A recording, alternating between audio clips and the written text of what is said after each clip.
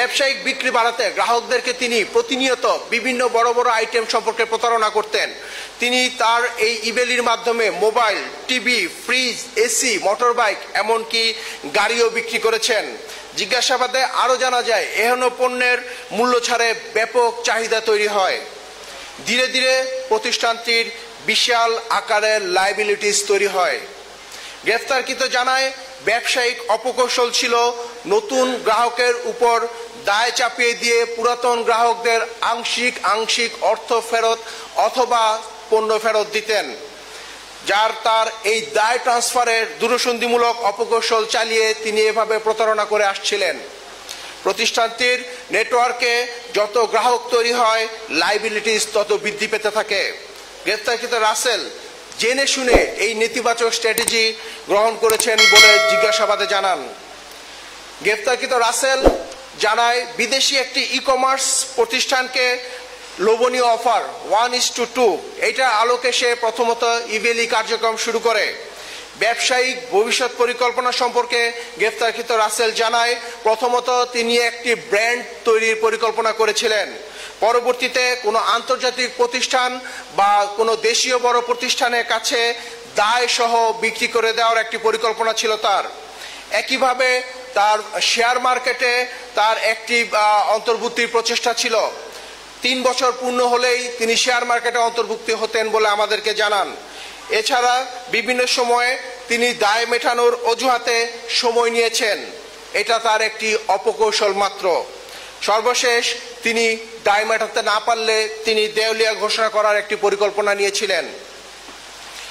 জিজ্ঞাসাবাদে রাসেল আরও জানায় যে তিনি পরিকল্পিতভাবে এই ব্যবসা করে আসছিলেন। এই ব্যবসাটি একটি পরিবার নিয়ন্ত্রিত ব্যবসায়িক প্রতিষ্ঠান ছিল। প্রতিষ্ঠানের গঠনতন্ত্রে স্বচ্ছতা ছিল না, তাছাড়া প্রতিষ্ঠানে কোনো জবাবদিহিতাও ছিল না। ফলে ক্রমান্বয়ে প্রতিষ্ঠানটির দায় বৃদ্ধি পেতে থাকে এবং বর্তমানে এই অচল অবস্থার সৃষ্টি হয়। ইবেলির নেতিবাচক ব্যবসায়িক স্ট্র্যাটেজি উন্মোচিত হওয়ায় অনেক সরবরাহকারী প্রতিষ্ঠান এবং গেটওয়ে প্রতিষ্ঠান ইবেলি থেকে সরে এসেছে। ব্যবসায়িক উত্তরণ নিয়ে তিনি নিজেও সন্দিহান ছিলেন। এর উত্তরণের ব্যাপারে তিনি আমাদেরকে কোনো সুনির্দিষ্ট পরিকল্পনা বলতে পারেননি। গ্রেফতারকৃত রাসেল এবং নাসরিনের বিরুদ্ধে আইনানুগ ব্যবস্থা প্রক্রিয়াধীন। ধন্যবাদ।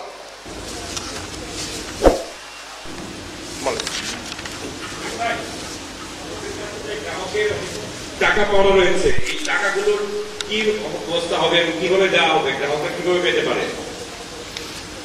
ধন্যবাদ আপনাকে। আমরা প্রাথমিক জিজ্ঞাসাবাদে যে তথ্যগুলো পেয়েছি এগুলো আজকে আপনাদের সামনে উপস্থাপন করলাম। সেটা হচ্ছে ইবেলি তার প্রতিষ্ঠা লগ্ন থেকেই একটি লোকসানি প্রতিষ্ঠান ছিল। এখানে গ্রেফতারকৃত রাসেল তার খুব যৎসামান্য, যেটা আমি বলেছি যে তার যে শিশুদের ব্যবহার্য যে প্রতিষ্ঠানটি ছিল, এই প্রতিষ্ঠানটি সে 2017 সালে বিক্রি করে সে মাত্র 1 কোটি টাকা পায়।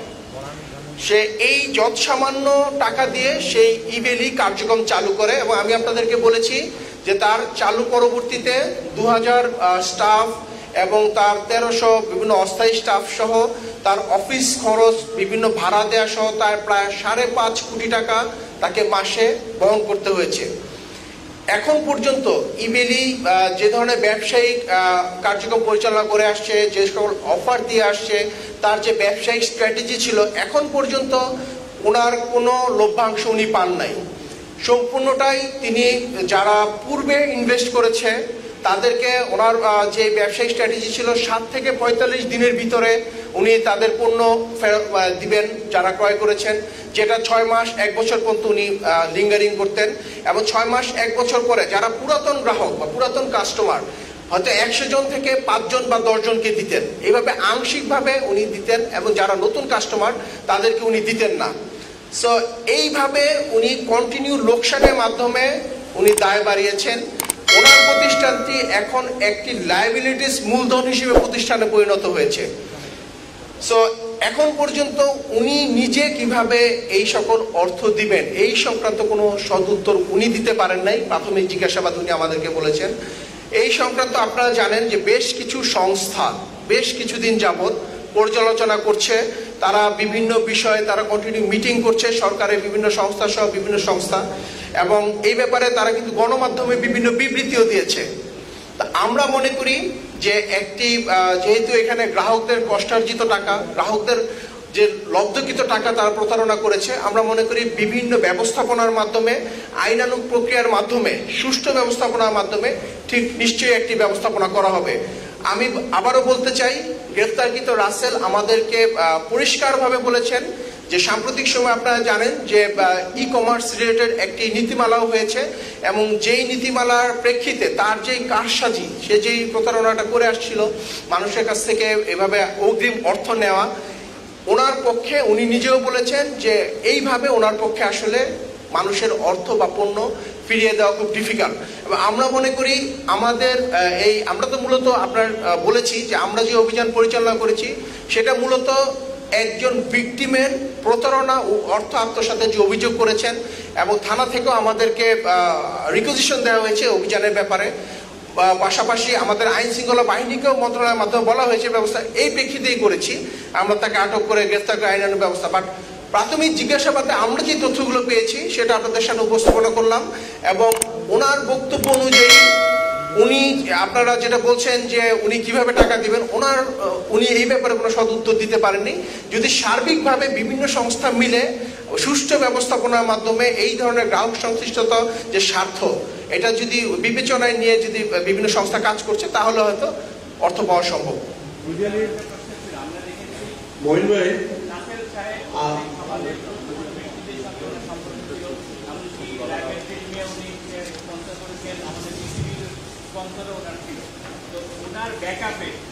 বাংলাদেশের বড় বড় প্রভাবশালীরা আছে কিনা, আপনাদের ওনার যে জিজ্ঞাসাবাদে এই তথ্য পেয়েছেন কিনা, কারা পেট্রোনাইজ করেছে ওনাকে? প্রাথমিক জিজ্ঞাসাবাদে আমরা দেখেছি the ইভেলি company itself, it was a one-man show.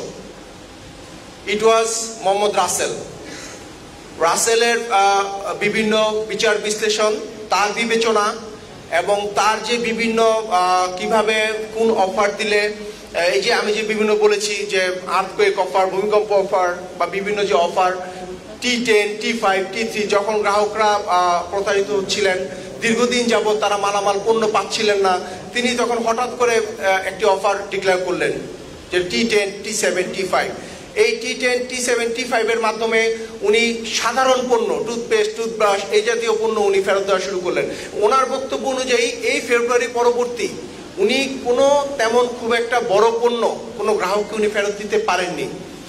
বিভিন্ন, আপনারা যেটা বলেছেন যে বিভিন্ন মানুষের সাথে তার সুপরিচিতি বা বিভিন্ন জায়গার সাথে তার ইনভেস্টের কথা বলেছেন, বা তিনি যে বিভিন্ন জায়গায় অর্থায়ন বা ইয়ার কথা আপনারা বলেছেন, উনি আমাদেরকে যেটা বলেছে এটা ওনার একটা মার্কেটিং পলিসি ছিল। এটা শুধু ওনার না, ওনার বক্তব্য অনুযায়ী যে কোনো কোম্পানি প্রতিষ্ঠিত হওয়ার জন্য তাদের কিছু মার্কেটিং পলিসি থাকে। তিনি চেয়েছেন ইবেলিকে দক্ষিণ এশিয়াতে এক নামে সবাই চিনবে। উনি একটি মার্কেট ভ্যালু তৈরি করতে চেয়েছেন। উনি চেয়েছেন যে এই মার্কেটের যেটা আমরা বিভিন্ন বড় বড় কোম্পানি করে থাকে, যে মার্কেটিং এর আদলে যে CSR যে অ্যাক্টিভিটিস, তার মাধ্যমে উনি বিভিন্ন জায়গায় স্পন্সর করেছেন, যার মাধ্যমে মানুষজন তাকে চিনেছে। উনি বিভিন্ন জায়গায় প্রচারণা করেছেন।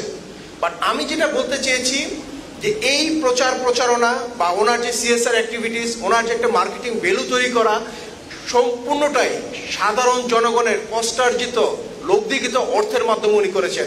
এখানে ওনার লভ্যাংশ একটি যেটা হতো যে উনি যদি কোনো লভ্যাংশ থেকে করতেন তাহলে একটা কথা ছিল, বাট সম্পূর্ণটাই মানুষের অর্থ, যে লব্ধিকৃত অর্থ থেকে উনি এই কাজগুলো করেছেন। আপনি শুরুতে যে বিষয়টা বললেন, অর্থ ফেরত দেওয়ার বিষয়ে, আমার প্রশ্ন হলো যে তার দেনা 403 কোটি টাকা, এবং তার কিছু নিজের সম্পদ রয়েছে, জায়গা সম্পত্তি রয়েছে, এবং ইভেলি গ্রাহকদের কাছ থেকে বেশ কিছু টাকা পয়সা দিয়েছে। সবকিছু মিলিয়ে গ্রাহকদের যে পরিমাণ টাকার পরিমাণ, সেটা কি শোধ করা সম্ভব নাকি তার স্থাবর সব সম্পত্তি নিয়ে? এক। সেকেন্ড কোশ্চেন হচ্ছে তার উদ্দেশ্য সম্পর্কে আপনি বলেছেন যে লাস্ট পর্যায়ে সে দেউলিয়া ঘোষণা করতো প্রতিষ্ঠানটি। তো এই শেষ উদ্দেশ্য ছিল নাকি দেশ থেকে পালানো কিংবা টাকা পাচারের মতো কোনো প্রমাণ আপনারা পেয়েছেন তার কাছ থেকে? ধন্যবাদ আপনাকে। তার উদ্দেশ্য সম্পর্কে আমি যেটা আপনাদেরকে একটি একটি করে বলেছি, প্রথম উদ্দেশ্য ছিল একটি ব্র্যান্ড ভ্যালু তৈরি করা, যার মাধ্যমে তার একটি ন্যূনতম উদ্দেশ্য ছিল অ্যাটলিস্ট দক্ষিণ এশিয়াতে সে একটি মানে সিঙ্গেল কোম্পানি হিসেবে তাকে সবাই চিনবে, এবং বিভিন্ন বিদেশি প্রতিষ্ঠান, যে নামকরা প্রতিষ্ঠান যারা ই কমার্সে বিনিয়োগ করেন তাদেরকে উনি বিনিয়োগে আনবেন এমন একটি আশা ছিল। এবং উনি প্রচুর বিদেশে গিয়েছেন, বিভিন্ন দেশে গিয়েছেন, এশিয়া, দক্ষিণ এশিয়া, ইউরোপের বিভিন্ন দেশে বিভিন্ন ই কমার্সে যারা ইনভেস্ট করে তাদের কাছে উনি গিয়েছেন, এবং তাদেরকে তিনি এই যে তার যে গ্রাহক সংখ্যা যেটা এখন 44 লাখ, যেটা উনি বিভিন্ন সময় বলেছিলেন যে এটা 70 লাখ পর্যন্ত ছিল, এটা উনি বলেছেন বিভিন্ন সময়, এইটার মাধ্যমে উনি ওনাদেরকে প্রলুব্ধ করার চেষ্টা করেছেন যে এখানে ইনভেস্ট করার ব্যাপারে। পরবর্তীতে আপনারা জানেন দেশীয় বিভিন্ন কোম্পানিও এখানে ইনভেস্ট করার মতো প্রলুব্ধ হয়েছিল, বাট তারা যখন তার ভিতরে প্রবেশ করেছে, যখন তারা ভিতরে দেখেছে দেনা সহ যে দায়বদ্ধতা লাইবিলিটিস যখন দেখেছে, তখন তারা দেখেছে যে অ্যাকচুয়ালি এখান থেকে উত্তরণ ইট ইজ ভেরি ডিফিকাল্ট।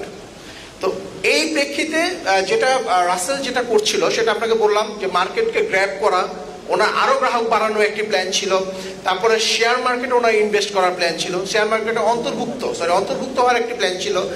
এবং উনি অ্যাট দ্য এন্ড যেটা বলেছেন যে ওয়ার্ল্ডে তো অনেক কোম্পানি আছে যারা বিভিন্ন সময় দায় অবস্থায় দেউলিয়া ঘোষণা করেছে, উনি আমাদেরকে সরাসরি বিদেশে পালিয়ে যাওয়ার ব্যাপারে উনি আমাদেরকে কোনো বক্তব্য উনি বলেননি ওনার জিজ্ঞাসাবাদে, বাট উনি বলেছেন উনি কনফিডেন্ট ছিলেন যে উনি হয়তো আস্তে আস্তে পরবর্তীতে বিভিন্ন প্রতিষ্ঠানকে উনি এই ব্যবসার সাথে সংযুক্ত করতে পারবেন। উনি কিন্তু ওনার নিজের যে বর্তমান লাইবিলিটিস দায়, যে নিজের যে সম্পদ, নিজের যে বিভিন্ন গ্রাহকদের টাকা, এইটা বর্তমান অবস্থায় উনি যে লাইবিলিটিস ফেরত দিতে পারবেন এইটার ব্যাপারে তিনি সন্দিহান ছিলেন, এবং এই ব্যাপারে উনি যথেষ্ট সন্দিহান ছিলেন। ওনার যে অ্যাসেট আছে, যে পরিমাণ আছে, এটা উনি পারার কথা বলেন নাই। উনি বলেছেন যে উনি আশাবাদী ছিলেন যদি ওনার গ্রাহক সংখ্যা আরো বাড়বে, এই প্রেক্ষিতে উনি বিভিন্ন বিদেশি যে কোম্পানি সেখানে ওনাকে ইনভেস্ট করতে উনি রাজি করাতে সক্ষম হবেন, এবং পরবর্তীতে উনি এই দায় সহ, এটা ওনার একটা বড় টার্গেট ছিল, এই দায় সহ বা এই লাইবিলিটিস সহ উনি এই কোম্পানিকে, যেহেতু একটা অনেক বহুল প্রচারিত একটি কোম্পানি থাকবে, উনি একটা প্রতিষ্ঠিত বিদেশি কোম্পানির কাছে সেল করে দেওয়ার একটি বড় পরিকল্পনা তার মধ্যে ছিল। আপনারা ওনার সম্পদ কোথায় কোথায় পেয়েছেন? খাবারে, বনানী, গুলশান বা দুবাইয়ের কোনো কিছু পেয়েছেন?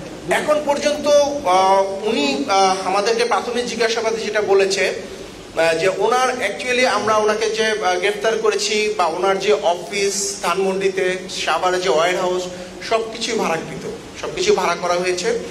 শুধুমাত্র পৈতৃকভাবে, এবং উনি নিজেও করেছেন, সাভারে বিভিন্ন জমি জমা রয়েছে, যেটা ওনার জিজ্ঞাসাবাদে বা ওনাকে জিজ্ঞাসাবাদে উনি আমাদেরকে বলেছেন সেটা 7 থেকে 8 কোটি টাকা পরিমাণ।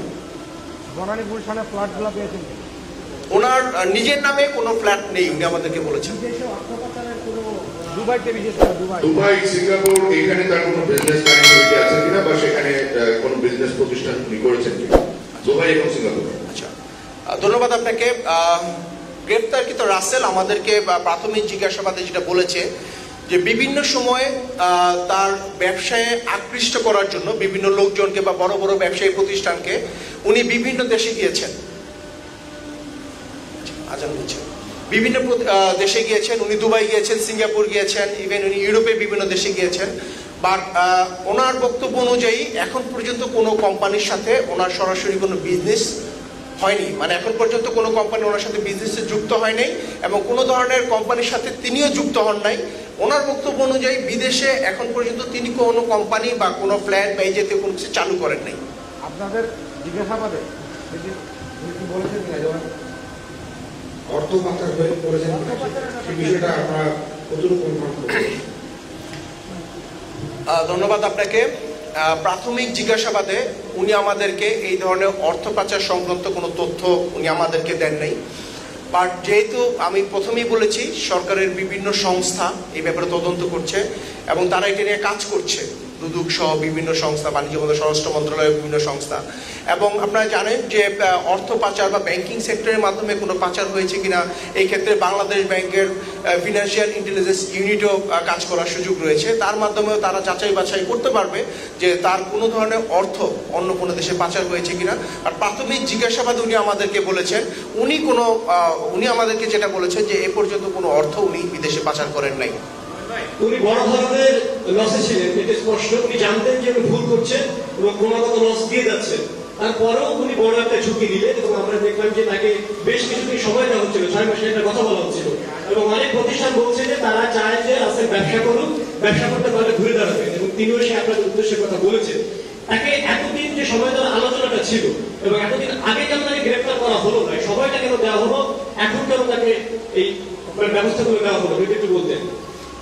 প্রথমত যেটা আপনি বলেছেন যে তাকে কেন আগে গ্রেফতার করা হয়নি, এটা আপনি একটি কোশ্চেনে আসি। সেটা হচ্ছে আমরা স্পষ্টভাবে বলেছি গতকালকে ওনার বিরুদ্ধে একটি মামলা হয়েছে, যেটা প্রতারণা ও অর্থ আত্মসাৎ সংক্রান্ত মামলা হয়েছে, এর প্রেক্ষিতে আমরা গ্রেফতার করেছি। এটা হলো এক, প্রথমত।